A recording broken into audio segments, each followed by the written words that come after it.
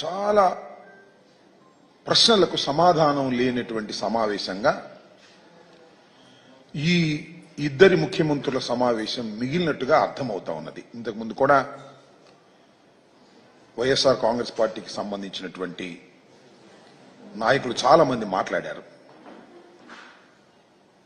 ప్రధానంగా ఈ సమావేశం జరగవలసినటువంటి అవసరం ఎందుకు ఏర్పడింది అనే దాని మీద ఒక వివరణ ఇవ్వలేకపోయారు.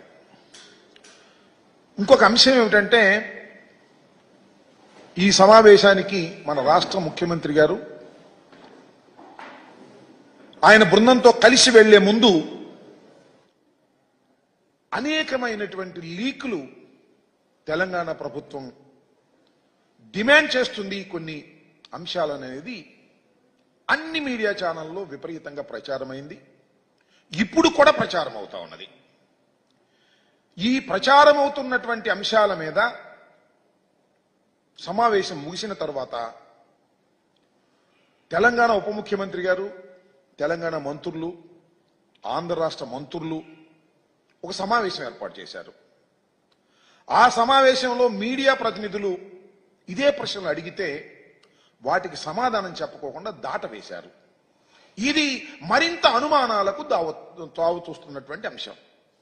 అసలు జనరల్గా ఇద్దరు ముఖ్యమంత్రులు మాట్లాడుకున్నారు అంటే ఆ ఇద్దరు ముఖ్యమంత్రులు మీడియా ముందుకు వచ్చి మాట్లాడతారని అందరూ ఎదురు చూశారు. చంద్రబాబు నాయుడు గారు, రేవంత్ రెడ్డి గారు ఉమ్మడి మీటింగ్ జరిగింది కాబట్టి వారిద్దరూ ఉమ్మడిగా మీడియా ముందుకు వచ్చి వివరణ ఇస్తారని అందరూ ఎదురు చూశారు. వాళ్ళు రాలేదు. మంత్రివర్గ సభ్యులు ఇచ్చారు. వారు కూడా ప్రశ్నలకు సమాధానం చెప్పుకోకుండా ఏదో రెండు మాటలు అట్లా మాట్లాడి ముక్తసరిగా మాట్లాడి వెళ్లిపోయినటువంటి సందర్భాలు ఉన్నాయి. ఇది చాలా దురదృష్టకరమైనటువంటి పరిణామంగా వైఎస్ఆర్ కాంగ్రెస్ పార్టీ భావిస్తుంది. రాష్ట్రంలో అనేక మంది కూడా ఇదే విధంగా భావిస్తున్నారనేది మా అభిప్రాయం. ఎందుకనంటే రాష్ట్రం విడిపోయి 10 సంవత్సరాలు పూర్తయింది.